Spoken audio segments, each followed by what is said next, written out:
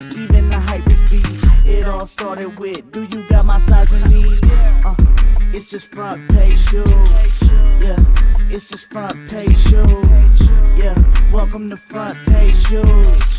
Check the news, this is front page shoes. Now we got a ton of kicks, only got funds for kicks. Never say I'm done with kicks, I'm just having fun with kicks. Couple of these, few of those, doubled up cause those are cold. I'm trading these, I'm stocking those, I'm flipping these and I'm rocking those like whoa. Yeah, been sneaking around since 20-some. Get down on Sneaker Jeopardy. If you stick around, you might learn you some. Just a couple of OGs, probably rocking some OGs. Look down like OGs, them joints from like 03. It's just front page shoes. Yeah, it's just front page shoes. Yeah, welcome to front page shoes. Check the news, this is front page shoes.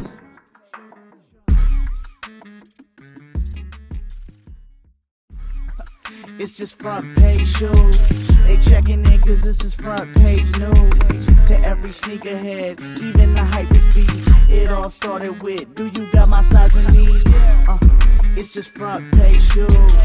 Yeah, it's just front page shoes. Yeah, welcome to front page shoes. Check the news, this is front page shoes. Now we got a ton of kicks, only got funds for kicks. Never say I'm done with kicks, I'm just having fun with kicks. Couple of these, few of those, doubled up cause those are cold. I'm trading these, I'm stocking those, I'm flipping these and I'm rocking those like whoa. Yeah, been sneaking around since 20-some. Get down on Sneaker Jeopardy. If you stick around, you might learn you some. Just a couple of OGs, probably rocking some OGs. Look down like OGs, them joints from like 03. It's just front page shoes. Yeah, it's just front page shoes. Yeah, welcome to front page shoes. Check the news, this is front page shoes.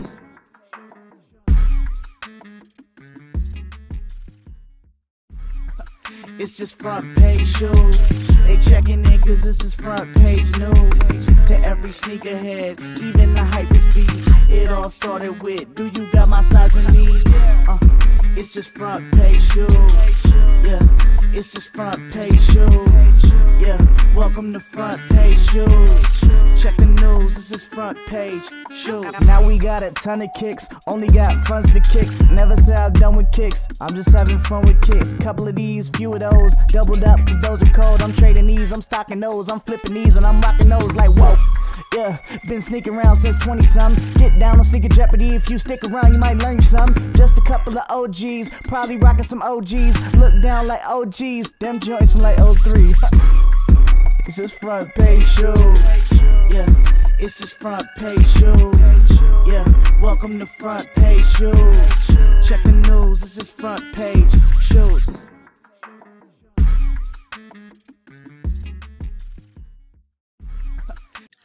Yo, what's good, everybody? What is good? It's your boy Aaron, and today, man, I'm super excited for this one. This is gonna be a good one. It's a little different. We're doing this on a Monday night, but I'm excited for today's guest. Before we get started, I just want to say thank you to everyone who's been tuning in, supporting what we're doing here at Front Page Shoes, and more importantly, thank you for the people who are coming on the show and have agreed to come on for giving us their time, and I hope that you guys will share this with your friends, that you guys will enjoy what we got coming today. So first and foremost, I just want to introduce our guest, man. He is extremely talented. If you follow any type of sneaker photography, he's someone that you're going to know or have run into at some point. He does a lot of work for Rejuvenator, but more than that, he's just super talented. I love all the behind the scenes work that he does. So without further ado, I'm going to bring in our guest for today, Mr. Nick Wilson. What's up, guys? How you doing? Thanks for having me on. What's up, man? How are you? Good, man. Really good. Good.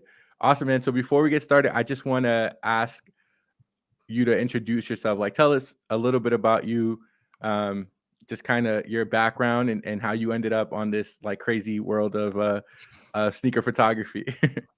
Yeah. So my name's Nick. I reside in Phoenix, Arizona. I currently work for Rejuvenator as my full-time employment, if you will. And then I also freelance for lots of different brands and companies, depending on what it is, and all walks of industries, from sports, automotive, apparel, e-com, Amazon, all stuff like that.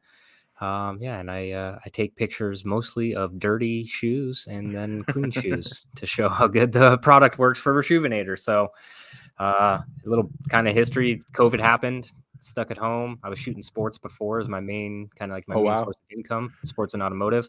COVID hit, did no more sports, so nothing to shoot during that time.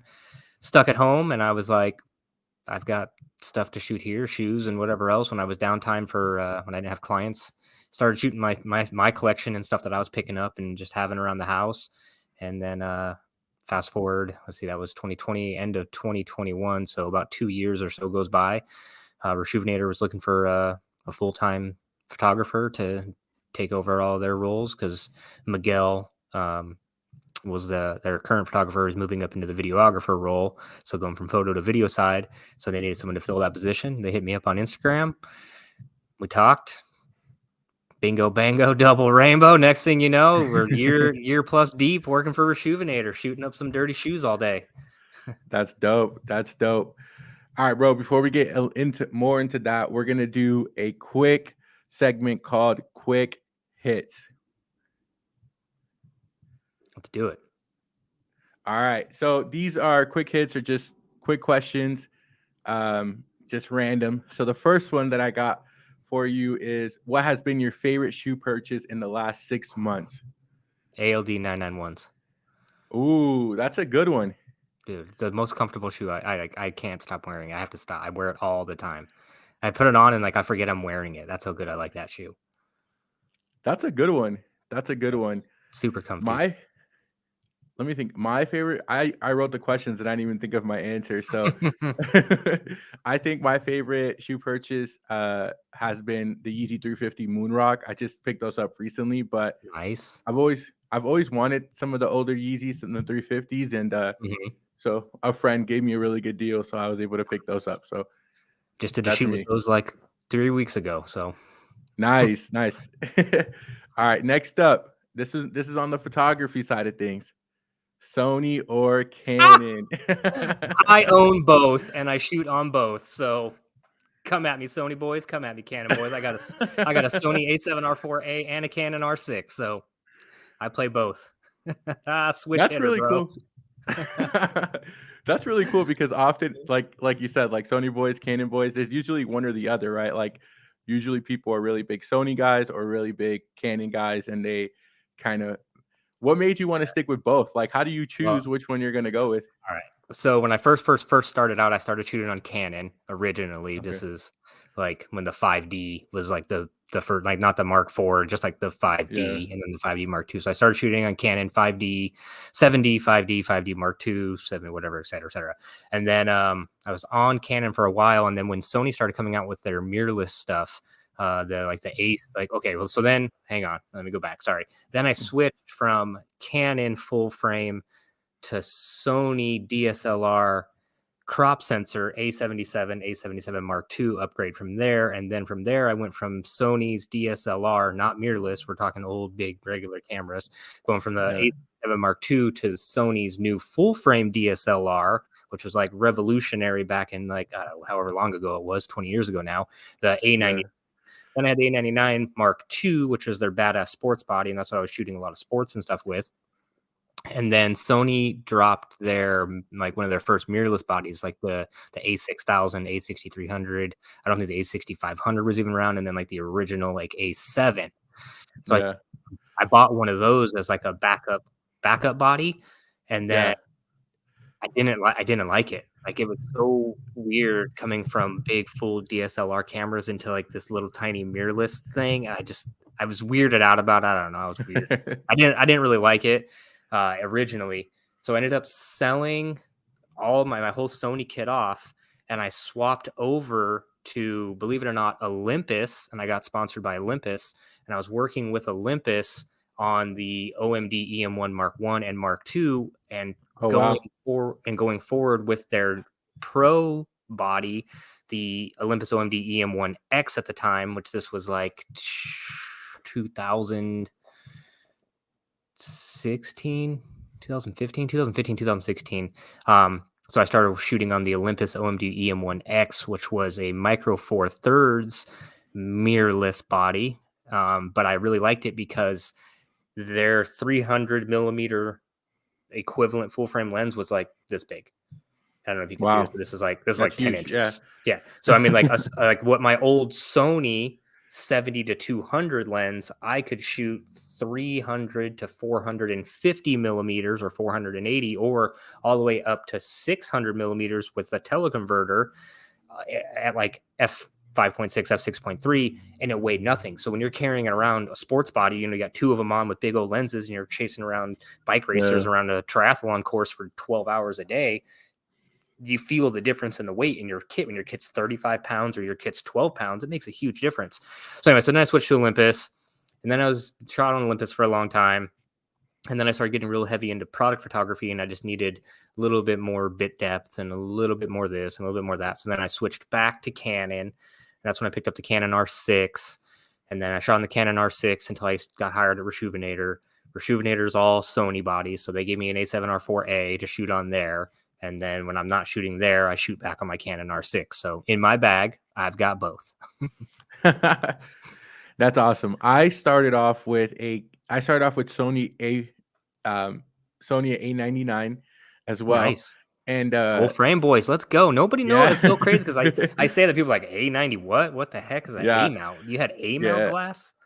Yeah, it's like extinct now, it feels like. But I started off with they discontinued A mount. All A mounts done. It's all E and EF mount, which is nuts. And so I started off with that, and then I jumped on the Canon bandwagon, and I didn't go full frame. I went 70D when the 70D first came out, which was a good camera.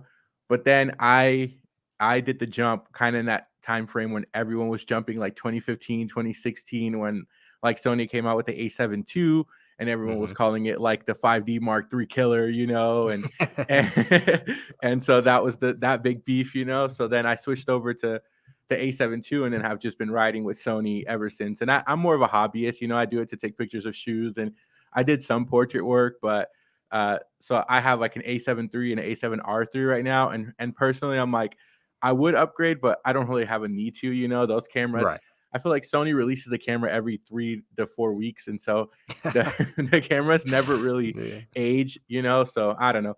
Awesome, man. So I'm glad you have both. Personally, you shoot with the Canon, but professionally with the Sony.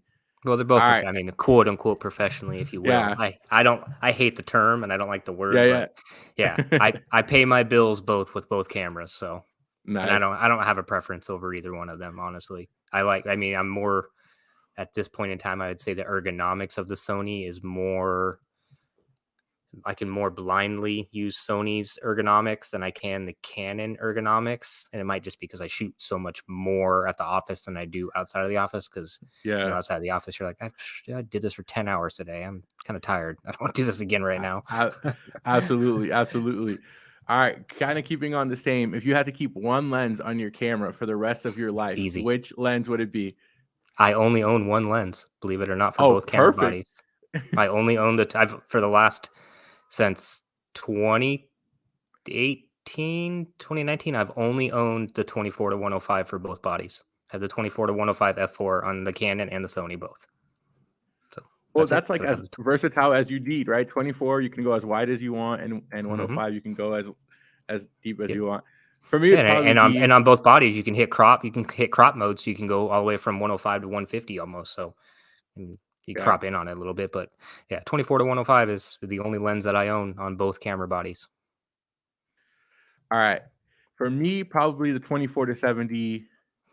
Any lens brand. I mean, the Zeiss, the Sigma, the G Master, that 24-70. I don't need any tighter than 70, and 24 is like perfect, wide for wide shots. So I think for me, it's a 24-70, any lens, a Sigma, Sony, whatever it is. All right, let's get into 85% of my stuff is like 35 to 50 millimeter most times. So you really don't need much more than that, unless you want really, really, really super compression. Yeah, super compression in the background, and you're kind of like, you're good. All right, what is one shoe you would love to shoot? Like on your grail list of shoes, you're like, man, before my career is done, before I hang this all up, what is one shoe that you're like, I would love to shoot? I don't know. That's so tough because I mean, we have a sneaker store, so I could walk over and realistically grab almost anything that's like Yeah. on a grail list to shoot.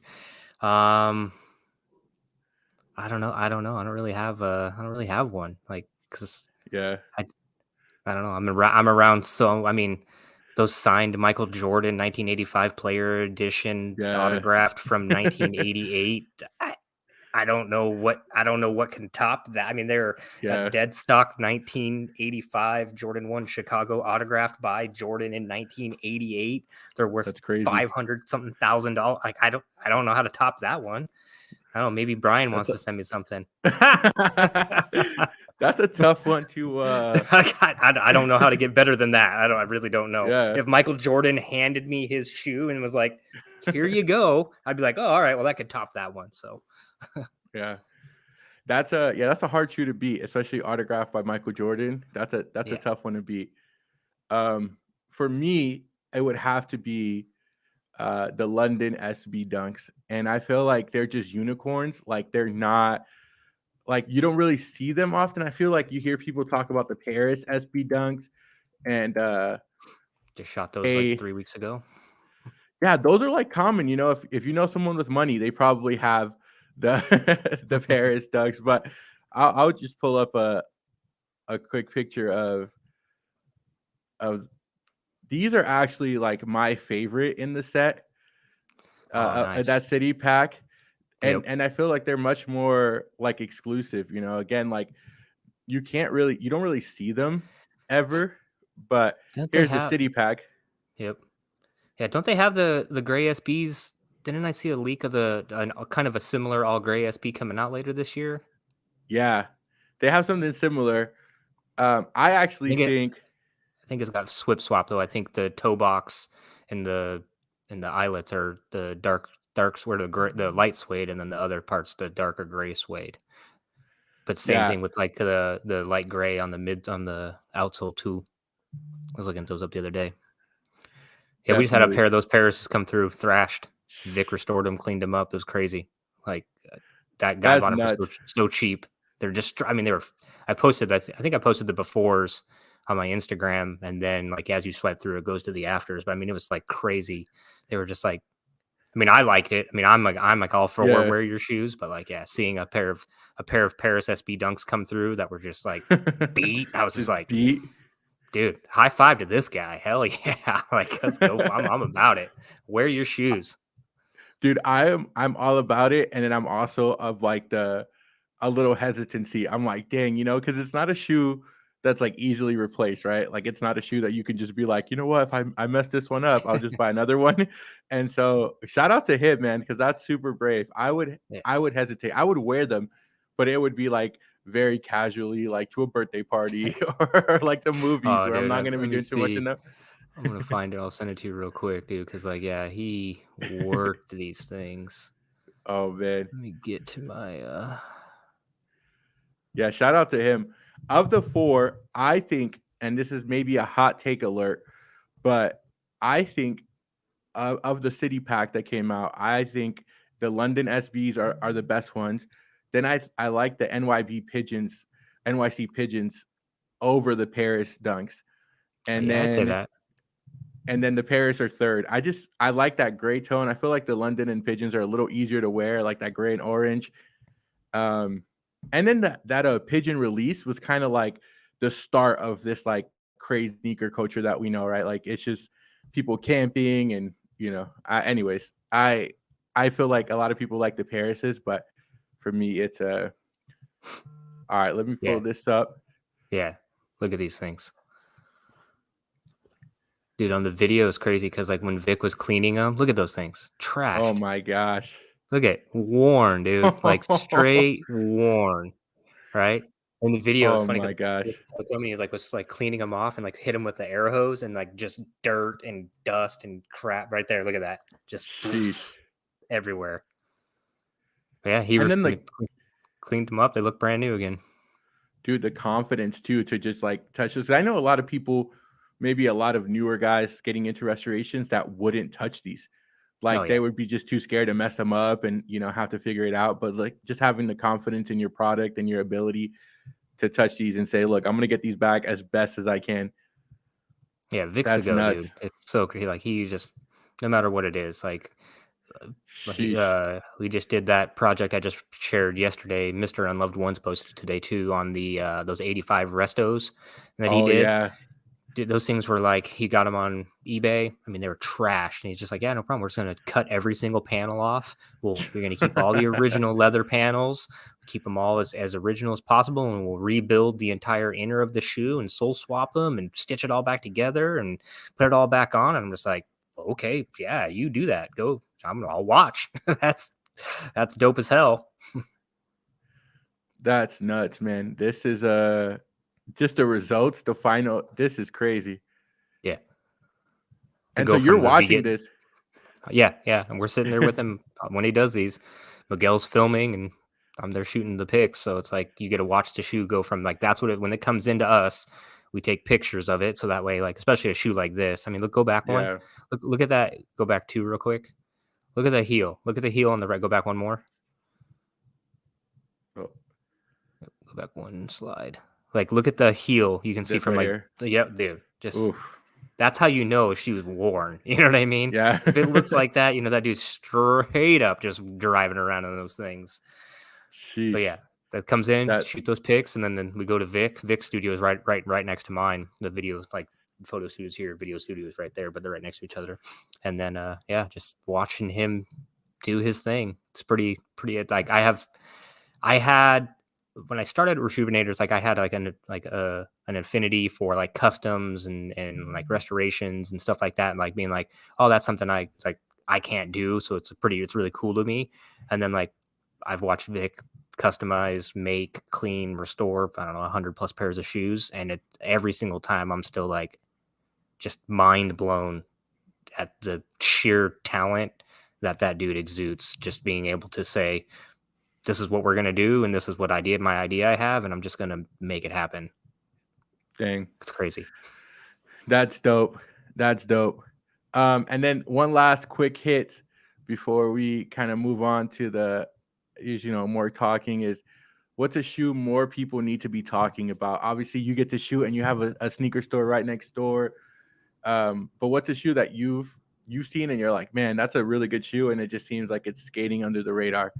Salomon and Asics. Yeah. The two shoes that I tell people all the time, like, I just can't believe people are not on to Salomon and Asics. Like even at our store, and even like on like the restoration side, cleaning side, or even just chatting with like the homies, all stuff. I'm just like, I can't believe that more people, at least out here, are not. The Asics are starting to kind of come around. You start to see them a little bit more, but like you don't ever see any Salomons out here. And I see it on my, all the time on Instagram. I just sit there and scroll the feeds all day long. And I'm like, oh, damn, I got to give me some of those one of those days. But yes, Salomon and then the Asics for sure are two brands that like I think more and more people are going to finally start coming around to seeing them more and more and wanting to actually like go for them and understand like, dude, these are two shoes and two brands that you definitely need to be watching out for. I mean, like, it's crazy to me that other people can post so much and I don't know if people just aren't like ingrained in sneaker media like I am. I mean, I consume sneaker media all day long. So like I see, yeah. Okay. Perfect example. I was just going to talk about it. Like he's posting his 100th pair or something like that. Crazy like that. Yeah. Some crazy number. Right. And then people are still like, yeah, okay, whatever. And then you've got, who did, was it Joe Freshgoods that just did the other Asics collab? No, not Joe Freshgoods. My brain is melting right now. I know that Social Status just had one. And then Ronnie Fike has one, but I'm not sure who the other collab is. I saw another one just the other day. It was a black pair. I can't remember which one it was. But yeah, it's like these people are like, how do they not like? They're just like, whatever. I don't know. I don't get it. Like, I think that shoe is a beautiful shoe. I think that looks great. It matches my like personal style, at least today, as I'm getting older. You know, I mean, I'm almost 40. I'm going to be 40 this year, so it's like, you know, I like a comfy shoe. Like, I'm running around all day long. I'm on my feet 12 hours a day, dude. So it's like I like a nice, comfy, cozy shoe. That's why I like those New Balance 991s, because they're super duper comfy. I broke out I undead stocked these ALD 550s today, and I could only wear them for like 3 hours, and I was like, oh my god, these things kill my feet today. 550s are rough. I'm taking them off right now. Oh yeah, this thing, dude, just worked me today all day. No, those are rough. Those are rough. I've had a couple pairs, and I have a wider foot too, and I was like, you know what, this is not it. Funny, I like the 650. It's funny, I like the 650 over the 550, and most people are opposite of that way. I think the 650 is way more comfortable because it feels like it's a wider shoe to me. It feels like the 550 like narrows down on my toes so much, and the 650 seems like it's wider. And then also I can keep it. I can lace it looser, and I don't lace it up around the collar. I go 3 holes down on the 650, so it's like just more comfortable to wear. But I like the 650 over the 550. Hot take. I'm gonna go with you. I'm gonna agree with you on that one, man. I'm gonna agree with you. Awesome, bro. All right. Well, I kind of wanted to obviously talk about this like world of sneaker photography, and I think it's interesting that you came from a sports and like a sports background and car background, because like especially sports, it's so like fast paced. Like you have to be so attentive to what's going on. You have to get those moments, and then not that you didn't do it before, but then you kind of switch into primarily doing this like product photography that's way different. Talk about that transition and kind of maybe some of the skills you had to learn to be successful as you are right now with that. Lighting. I had to learn lighting. Like I had to master lighting almost immediately to really be able to sell myself as a product photographer. I was already using lights and taking like product photography and like product photos for a local brand that I was working with, shooting their Amazon and e-commerce stuff. Nothing like crazy like I do now, just regular like white background, gray background. Here's this item that we're going to sell on Amazon, take the picture, kind of be done with it. Nothing dynamic like I do with a lot of my stuff now, where you've got way too much going on. It probably doesn't matter, but I like the way it looks. So yeah, going from using natural light and shooting everything at like 1/2000th of a second and high burst mode, going into, and then like working into my garage. I started on this kitchen table right here that I'm still working at this day in my kitchen, dining room, living room, big ass area here. And then I moved into my garage for a little while. But yeah, it went from being around a bunch of people all day long at like races and going around to all these different events and doing event photography, and then going to a 6x6, 8x8 room by myself alone and an item, and just like figuring things out. And like it's crazy because like I fell in love with like being able to, I call it like painting with the light almost, because whenever you like see my tutorials and back, like my behind the scenes stuff, I always start with a black frame. I make sure that when I take the picture, no ambient light or nothing else is like touching the sensor of the camera, the frame at all. So it's just black. And then everything that I do and add or touch or place or move around or whatever, it is what I want it to see. You know what I mean? So like on those lobsters, for instance, that's the latest one. Go up, that one right there in the middle. Yep. Go down. This one. Up. Yep. That one.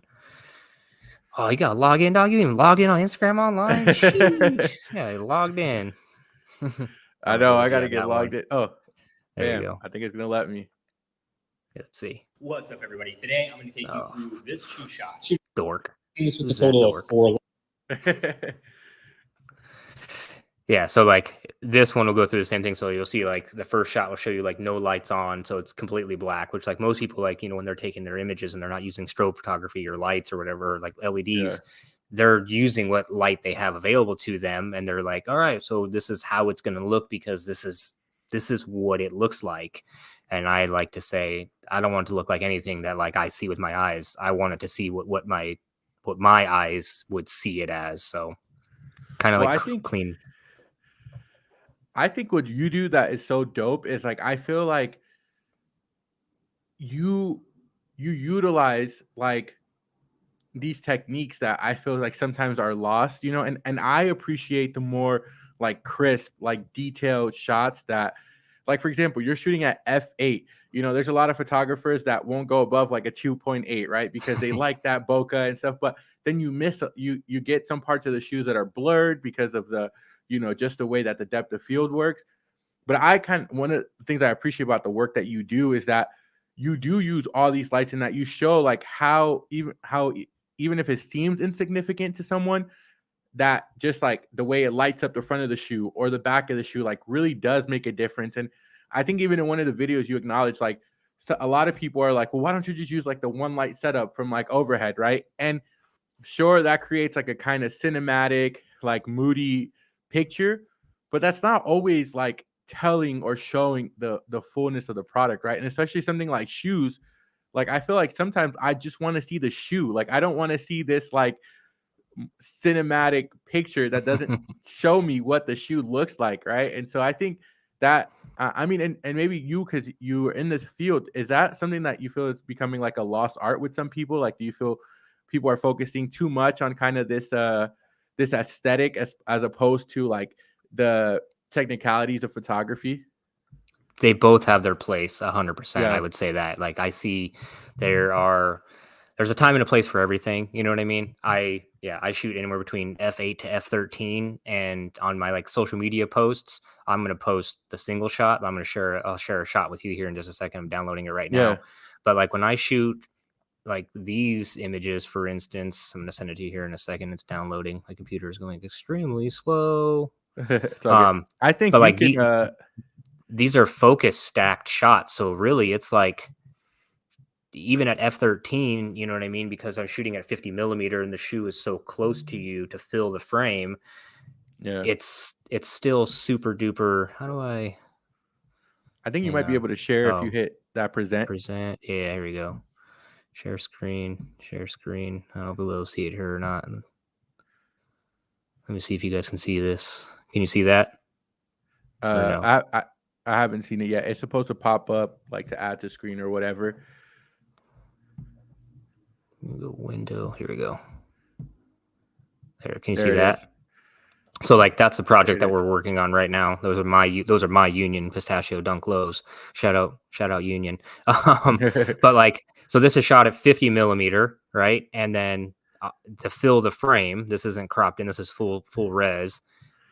If you're focusing right here in your toe box at f8, you're gonna get to about the first eyelet or so, maybe the second eyelet, and then the shoe's going to slowly start falling out of focus, right? Yeah. Your Nike tag, your Union Jack guy, you know what I mean? That your swoosh, your back heel cup, none of this is going to be in focus. If you're only focusing here, it'll be like in focus, but it's not going to be sharp. So like this is probably 1, 2, 3, 4, 5, 6, 7, 8, 9, 10, 11, 12, 13, 14, probably 15 images that are all focus stacked together. So that way you get the entire shoe from the very toe box of the shoe all the way to the heel of the shoe completely in focus, every single aspect of it. And so like when we do YouTube thumbnails, sometimes when I do like email blast or some marketing materials and stuff, we'll do focus stack stuff because we want to ensure that the entire sneaker front to back is in focus. And unless you're shooting so far away, or you can figure out your depth of field calculator and all the fun stuff and break down the science about it. But sometimes it's easier just to set it up, fill the frame, and just focus stack. I got a software for it. It runs it through really quick and easy. It's done in like 1 minute, does it all for you. So that way you ensure that the very front of the shoe's in focus and the very back of the shoe's in focus, stacks the images all together for you, gives you one raw usable image that has the entire thing in focus. So, but like, I think like in a lifestyle setting, if you've got something more of like a set kind of a build, you know what I mean? Where you want to highlight and or isolate certain areas and certain features of the product or the shoe, I think shooting at a shallower depth of field has its purpose there. I am kind of glad that we got past the f1.4 every single thing phase of sneaker photography is starting to Yeah. kind of like go away a little bit, where they would focus like literally in the toe box, and then by the time you got to the first eyelet, the shoe's like already starting to bokeh out, and then by the time you got to Yeah. the heel, it's just completely blurry, and you're like, it's got its time, it's got its place, but like, yeah, I mean, I don't like shooting Like- under like f6.3 on anything. I don't care what I'm shooting. Like people are like, oh, you don't got like a 1.4 50 mil? I'm like, nah, dude, like give me, I'll take a f8 to f13 all day long. I don't care what I'm shooting. Portraits, products. If I'm shooting my kid outside, yep, f8, let's go. F8 gang all day. Well, just like I think people, I think we see this trend in like sneakers and photography, like the in thing, right? It's like the bokeh and the compression, right? And people see that and they assume that that's what makes a picture like nice and crisp. And you're like, you miss so much detail, but it's like the little technicalities of photography that people don't truly understand, right? It's like everyone has portrait mode on their iPhones now, and so they want that background super blurry, even though it looks terrible when you go down past like 2.2. But I yeah, mean, yeah, people you don't can get think- you get a super blurry background at f13 if you want, as long as your subject's closest to your camera and your background's far enough away. It's still gonna fall out of focus just the same. So yeah, people it's all don't. it's all it's all about that technicality aspect of it. Yeah. So I mean, yeah, it all depends. It's a look, you know what I mean? Everybody has a different Yeah. look. Painters paint differently. You know, everybody has a Yeah. different brush stroke. Everybody has a different style. Everybody has different aesthetic. You know, it's they all have their time and their place. I can't say good or bad against any one of them. It's not. I started that way. You know, I mean, I used to shoot everything at f4 when I first started. Yeah. Because I was like, it's as low as my lens will go. I'm gonna shoot it at f4. I wish I could go lower, but unless I'm getting a different lens, it's f4 or die. That's how it was. Yeah. And nowadays I'm like f8 or die. Yeah. What was the first shoe you ever shot? Like you mentioned during the pandemic, there was no sports, there was no races, so you kind of had to you just started shooting. What was the first shoe you picked up? And I got the you have that? Yep, I still do. Yep, I remember I got the exclusive access on the Fire Red 4s in 2020.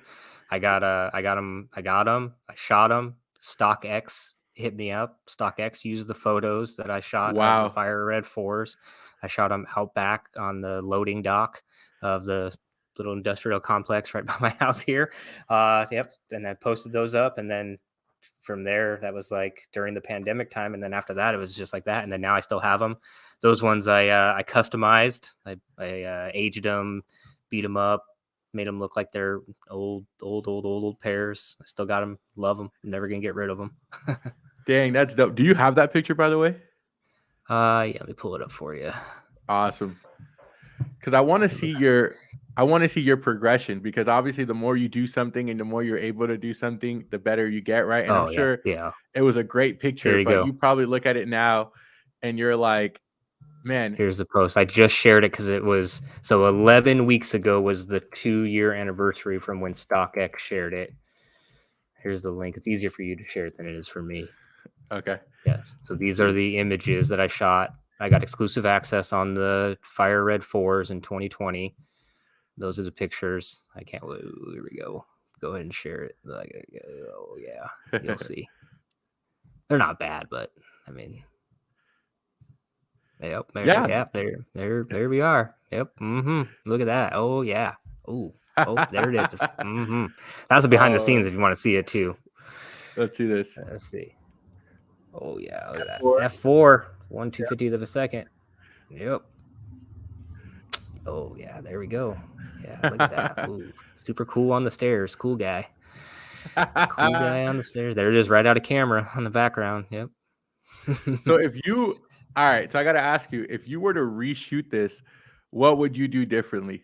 I'd have like 5 today. lights probably. I'd be super extra with it like I do now. I mean, literally even things I shoot outside right now that you would think, let me find there, I'll show you one that we just shot outside.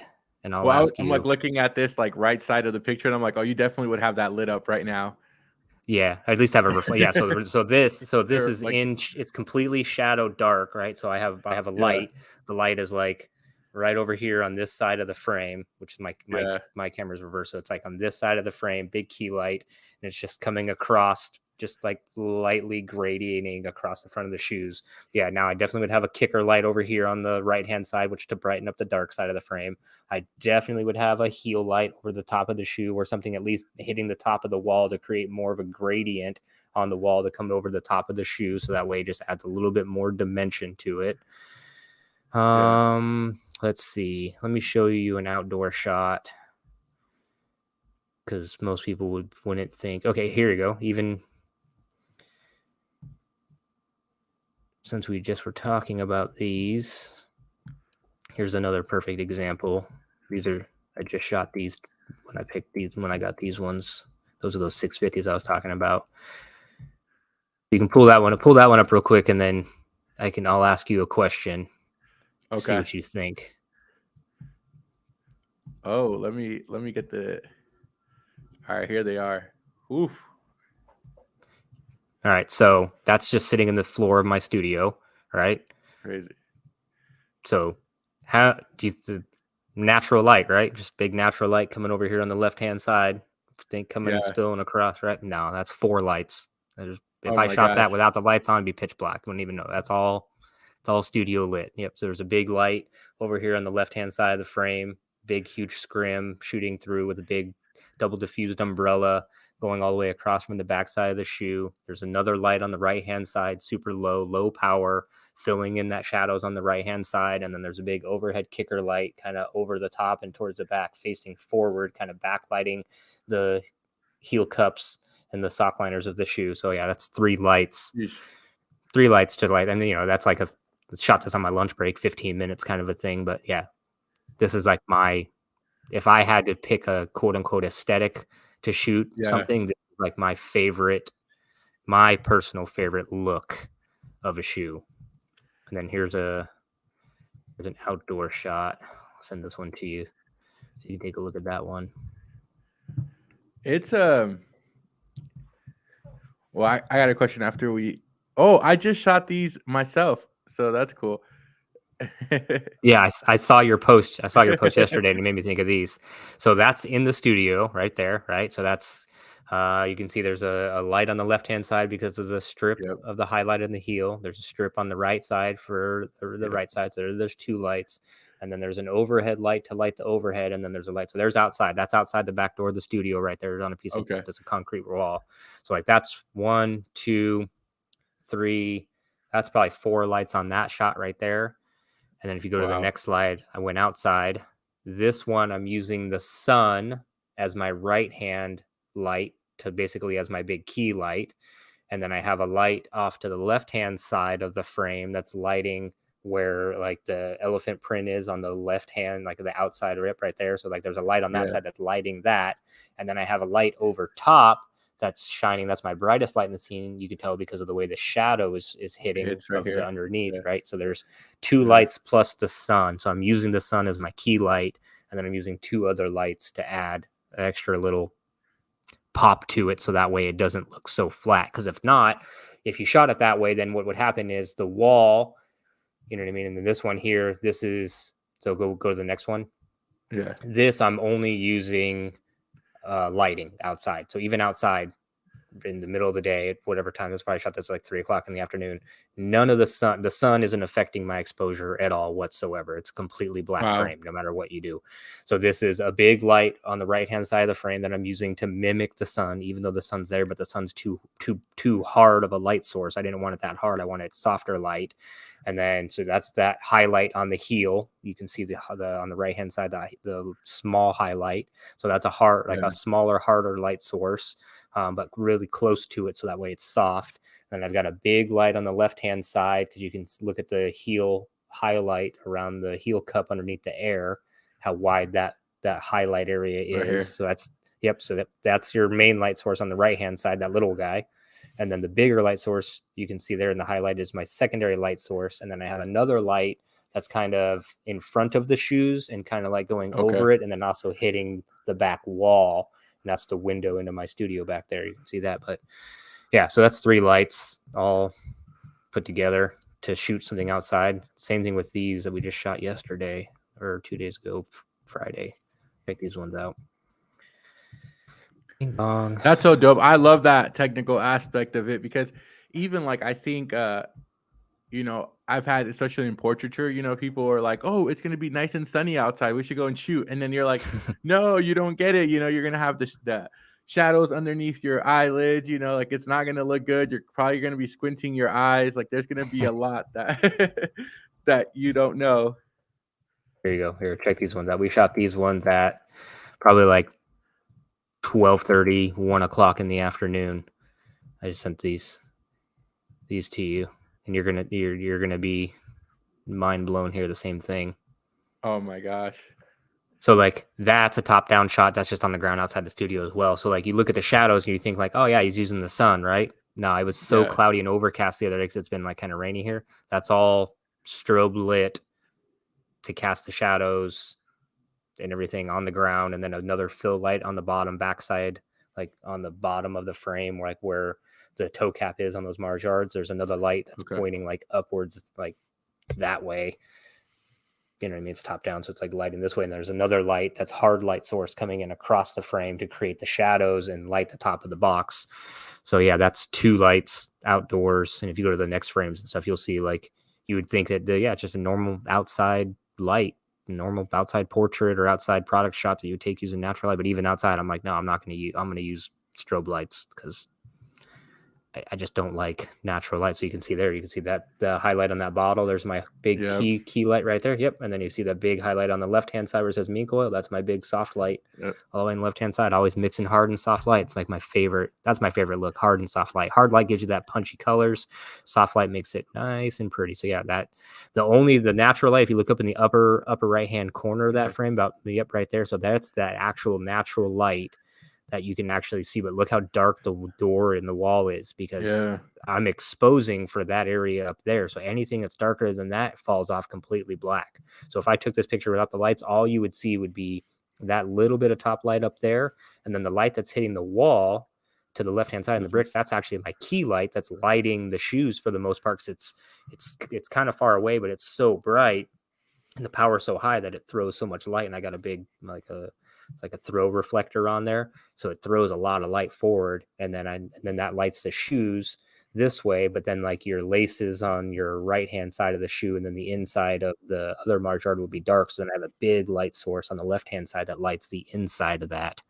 Wow. To make an outside shot look like it's outside, but it's not really outside because it's a shot of like, I don't know, F11 probably. Wow.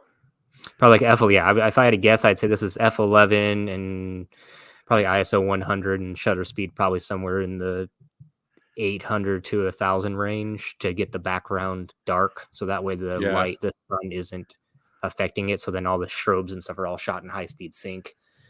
So everybody who doesn't know creating about photography is probably like, what the heck is this guy talking about? Yeah. So you're creating this shadow with your light. With my light. This is wow. That's not the sun. That's my light. Yep. Which is impressive because not a lot of people. I mean, even when we were talking to JD last week, right? And the way he does his photo, there's a way to manipulate the light to get the shadows in the places that you want. Mm-hmm. And if you don't know how to use light, then you can't create ultimately kind of like the shots that you're creating, the shots that JD are creating, because you have to know how the light affects shadows, how all that. Man, that's so dope. I could talk about this all day. Like I could ask you to break down photos all day, which is super cool. I do have like a couple questions for you. I think something I'm guilty of, right, is kind of this gatekeeping a little bit, right? Like in my opinion, I'm like appreciative of like sneaker history, right? And so I'm not a historian per se, but like I like when people appreciate the history of it, right? And like do their due diligence. As a creator in this space, right? And someone who's found success, how do you feel about that? Like obviously you share your work willingly, right? So like why 1,000%. Why is that? Why do you feel like that's important, especially in this sneaker space, right? Because there's not a lot of people that are successful in this space, right? Like there's a handful of sneaker photographers you can point to and say, okay, they're like really good at what they do. Why do you share your stuff openly? Like, why is that important to you? Because when I started, nobody shared anything with me. So I didn't understand. I didn't go to I didn't go to high school. So when I was a high school dropout, got a job, started working. And when I got into like the creative field and I wanted to learn about it, and I would ask people like back in the day, like the in the forums and stuff before Instagram, or like on Flickr, someone would post a dope shot and you'd be like, oh my, like, how'd you do that? And they'd be like, I don't know if you swear, like get out of here. I'm not going to tell you. I don't know if you can swear or not on here, but like, basically tell you to pound sand, get out of here. Like, no, I'm telling you anything. You know what I mean? And I'd be like, why? Like, what's the point? Like, if you can do it, I can do it. But rather than, why don't you just tell me? You know what I mean? Not like I'm going to do it exactly the same way. And I just never understand it. Like, even to this day, when I see something and people are like, I'm not going to tell you how to do that. You're like, what? There's a million people in the world that will tell me how to do it. Like, why don't you just be cool about it and explain it to me? So I found Davey Wilson was one of the first photographers that like I reached out to online, and I was like, dude, that's super dope. I love your work. Like, how did you do that? And he was like, come on a shoot with me. Come hang out. I'll show you. Like, and it like completely changed my whole entire brain chemistry on working with different creators, and like seeing one side of the creators that were basically like, you're an idiot, get out of here. I don't want to waste my time with you. You're nobody. You don't, blah, blah, blah, whatever. And then going into like nowadays where I'm like, if I can help anybody at any given time learn anything, I will happily do it at any given time, because there's a quote. I'm trying to think of how it goes, but basically it's like, if me and you are working together, okay, and we work 7 days a week on a project, and we mess up day 5, right? And then we start over. The next guy who comes in, if he has to start working with us, he can skip past our mistake at day 5. So he's already 5 days ahead, right? Yeah. So if I can get anybody to be 5 years ahead, because it took me what I feel is somewhere like 5 to 7 years to kind of get where I feel as comfortable and confident as I do today with lighting a scene or taking an image that I like am personally happy with. The next guy who comes in is going to be 7 to 8 years ahead, and the next guy is going to be 8 to 10 years ahead. So if we can just continually to build a community and a group of human beings that are continuing to push each other and evolve and not have to do all of the same nonsense bullcrap steps just for the experience, or it's the rite of passage or whatever, it's pointless and worthless to me. I don't understand it. I've never understood it. I've always been real big on community. I've really been on helping people my whole life. So anytime I see anybody not willing to help anybody, I instantly get just like a bad vibe off them. And I'm just like, you're not anybody I want to associate or be around anyways that it is. So, and I don't care what it's in. I don't care if it's in, I mean, coming from the automotive industry, building cars and stuff back in the day, same thing. I'd be like, dude, that car's super dope.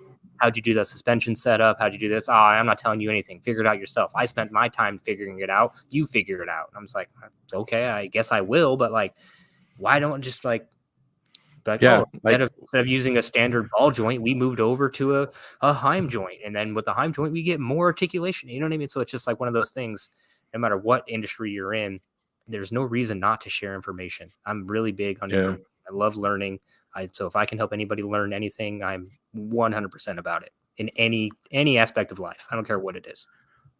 Man, that's amazing. And I feel like definitely that's what the community needs. And it's kind of a weird, like, sneakers in essence is like a weird space to be in, because we do have a lot of people that are like, gaining followings and stuff like that. And for them, a lot of them have that mentality where it's like, I had to grind my way to, my following. I'm not going to throw you an assist or share your work because, no one shared my work. And it's kind of silly to me, because kind of like what you said, if you can help someone who you find value in and who you think is cool, and share their stuff, that goes a long way, especially introducing them to your following.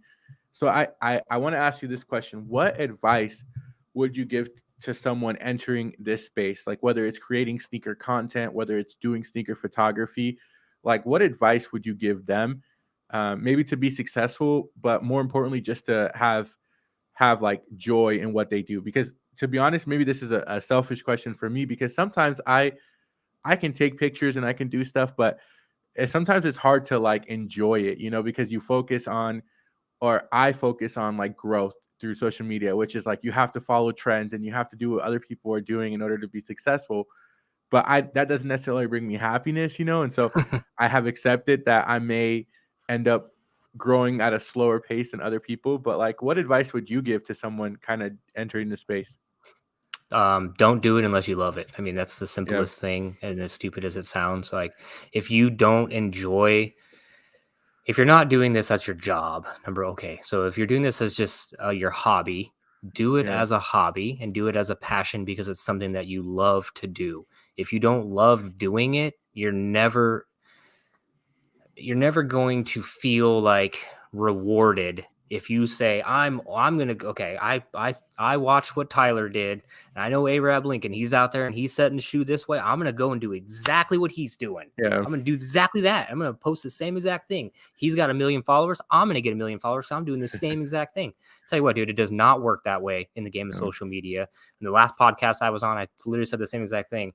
It was probably like mid 2020, beginning of 2021, grinding all day. Yeah. I was posting 2 to 3 times a day of new content every single day. I did it for 365 days. I challenged myself to create 1 to 3 pieces of new content every single day. And I did. And I was just doing it just to build, right? To grow. You gotta make the content. You gotta shoot things. You gotta show it. You gotta do this.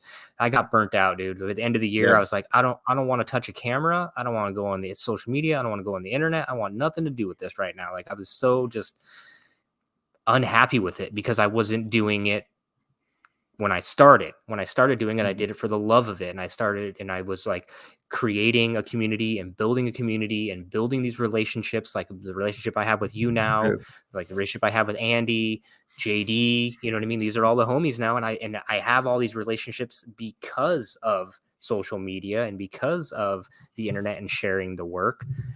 But I share the work because I love this. This isn't just like, you know, I mean, here we are, it's 10 o'clock at night. I literally worked a 12-hour day today.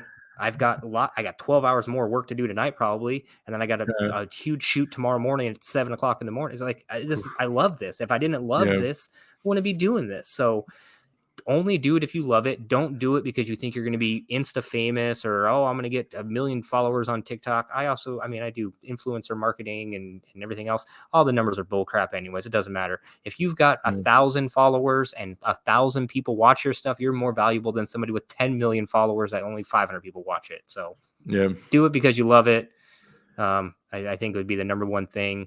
Practice makes progress. Practice doesn't make perfect. Enjoy the progress. And I know I kind of said like, get past the mistakes, but enjoy your mistakes, learn from your failures. That's how I learn. So making sure that you are okay failing. It's okay to fail, if you will. You got to remember, this is art. There's no right or wrong. I tell my daughter that all the time. She's like, my painting is. I'm like, dude, your teacher can't tell you your art's wrong. Like there's not a wrong way to paint a picture. You paint the picture the way you see fit. If Joe Bob doesn't like it and Sally Bo Bob 665734 on TikTok tells me I'm trash, I should throw my camera away. Maybe today I will, but tomorrow I'll probably take it out of the trash, depending on what mood you catch me in. But most of the time, I mean, just know that what you're doing is what you're doing, and that's you. And you'll find the right eyes to find your work that those people appreciate it, and try to surround yourself that do lift you up and do support you and do appreciate you, because the internet can be a super dark, very negative, very bad place, and it can get there really, really quick. So make sure, for all you younger kids out there and people that are just getting into social media, arts, creative fields, do what you love, be passionate about it. Try not to listen to every opinion, because we all have an opinion, number one. Unless someone's writing your check and telling you have to create what I want because I'm paying you to create it, things got to turn a little bit there, but still, you know what I mean? Like use your creative insights there. But do it because you love it. Don't do it because you want to be some Insta famous freaking nerd dude, because it's not worth it. Absolutely. Nick, bro, I appreciate your time. I know you got a busy day tomorrow, and I don't think we could wrap it up a better way than that. So thank you so much for coming on. Again, I really appreciate, and a lot of this is selfish for me. I like building the relationships, the community, kind of like you mentioned, and I think I appreciate the community aspect of this. You know, meeting new people, building those relationships. I'm in Vegas, so not super far, about 4 or 5 hours away. I actually had a funny story during COVID. My wife graduated nursing school, and we had to fly down to Phoenix to take her NCLEX exam because, you know, testing centers were gone. So I spent like 3 or 4 days in Phoenix, and I had Whataburger. I'm not gonna lie, it's better in Texas, but no, but awesome, man. Well, hey, Nick, thank you so much, man. I appreciate you coming on, and till next time, everyone, peace. See you guys later. Thank you so much. It's just front page shoes. They checking in cause this is front page news. To every sneakerhead, even the hypest beast. It all started with, do you got